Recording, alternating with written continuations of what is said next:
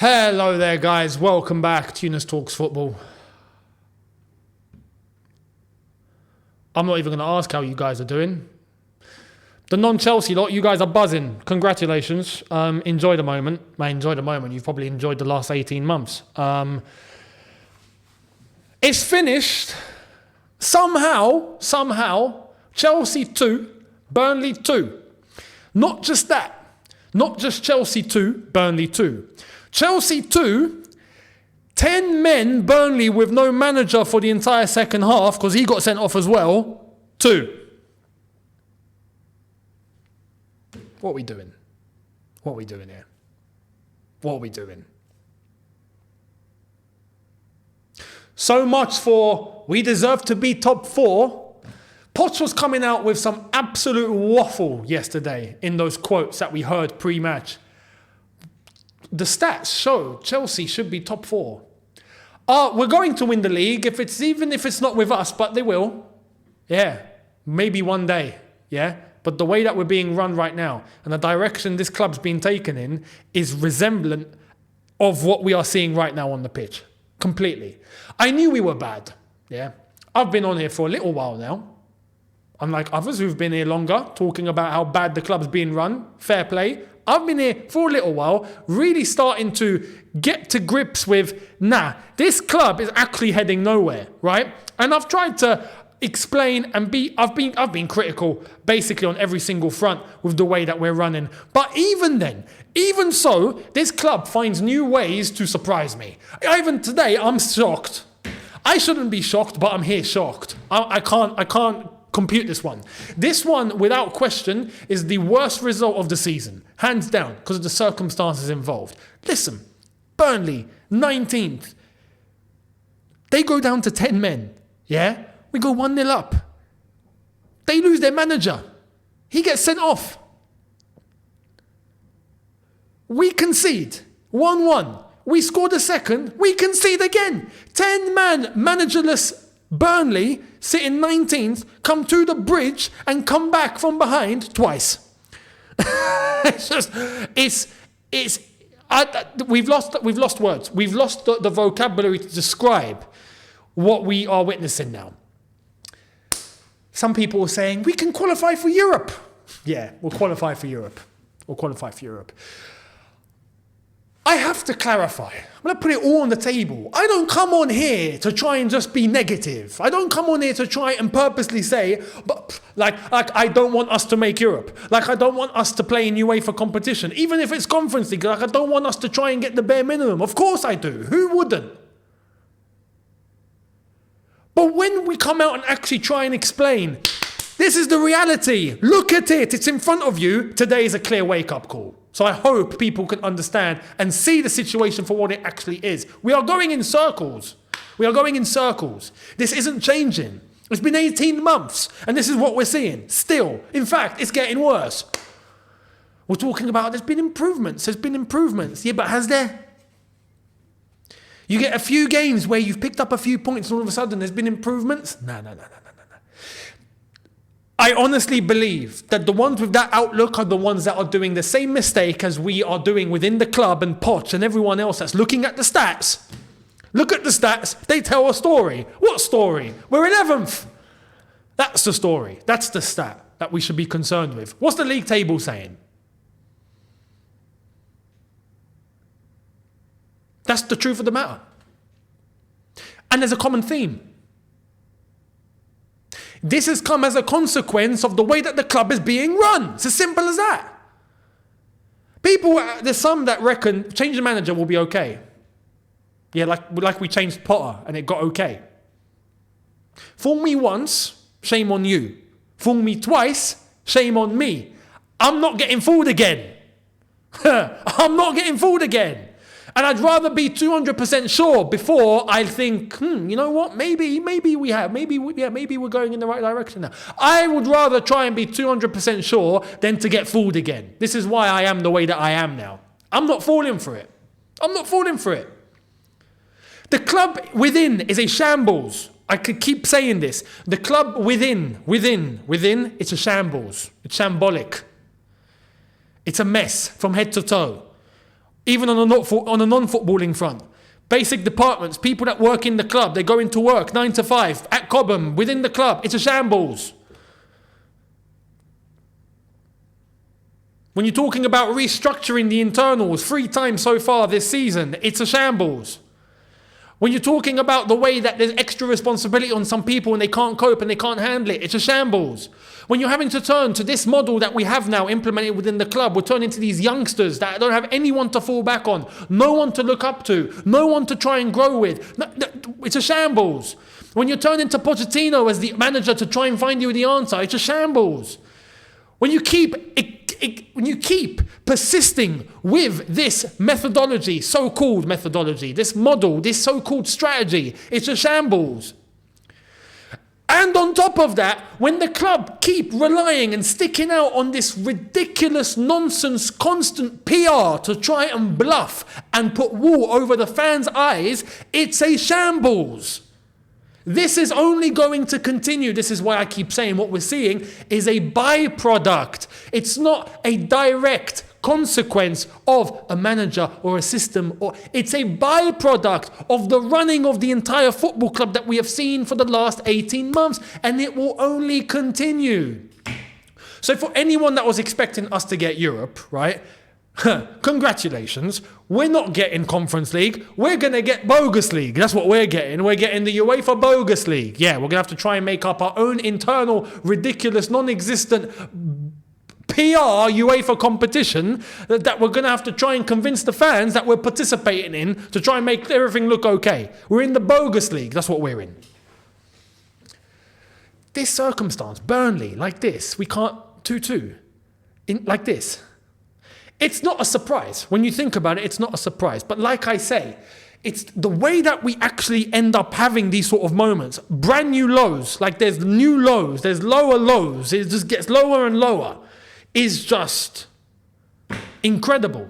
It's actually pretty impressive. Pretty impressive. I'm quite shocked and surprised at just how we find these new lows. It's just... But is it really surprising? No, because that's the trajectory of the club. So when people try and say, trust the process, like Potts comes out to pump out the PR because that's what he's going to do, right? Instead of actually trying to get some sort of a backbone because he knows if he does, he's not going to get paid because he's got to adhere to his contract and what he has signed to, right? He's not going to do what is necessary to come out and actually say the truth and what needs to be said or do what needs to be done. So we're in this situation, and we have been for a while, and more people actually need to realize this. But you know what? Realistically, it's not on me to actually say or try and convince, it's not. Because the truth of the matter is this. This is the truth of the matter. This is what we can really focus on, right? The truth, what's the truth? Fans are realizing, whether people like it or not, overall fans are realizing. The fan base is beginning to really start to, oh my God, this is a bad situation. It's growing. It's growing whether people like it or not. Whether you like it or not, whether I like it or not, it's growing. And correctly so. And the thing about this ownership that I'm going to persist on is stop the PR. Stop hiding. Confront the situation and make things clear.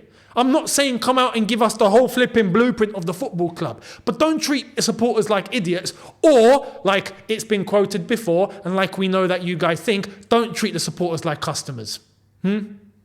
Supporters are more than that. But actually come out and address the situation. At least to try and give some sort of honest clarity as to what is the direction of the club, and actually show the fans what is your plan. What are you actually trying to do?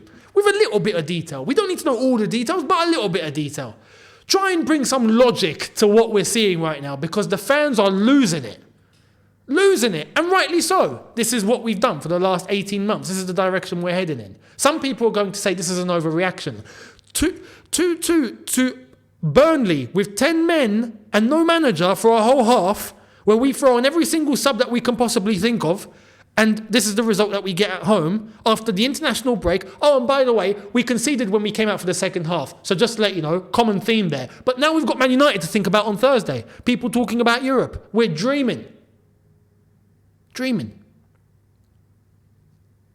So this is why I've decided to stay super consistent on this. I'm not getting fooled again. Nah, I'm not getting fooled again. And I do this, and I say this in this manner like this because I love my club. Because I want to see Chelsea be where they should be. And not put in a situation like this voluntarily. This was done voluntarily. This didn't have to be this way. This wasn't a situation where, we've got lack of resources, we're tight, we're constrained, we've got this issue and that issue, we ain't got a choice. No, we blew $1 billion. That's the truth. We blew $1 billion. You know what we could have done with $1 billion? And I'm not saying ignore buying young players, like I've already said. You do that, absolutely. And some of these players we've got, yes, good players. But are they going to grow? Are they going to develop? Are they going to get to the levels that people expect them to? People are expecting everyone to end up on a flipping skyward trajectory. Flying Emirates Airlines. Not even BA. Flipping Emirates, Singapore, Qatar. Top of the range. Business class. Nah. We're going to end up with a bunch of Theo Walcotts. And even he hit at least somewhat of a decent level. But we're going to end up with a bunch of stagnated players that aren't going anywhere. Because they've got no one to show them. They've got no one to grow with.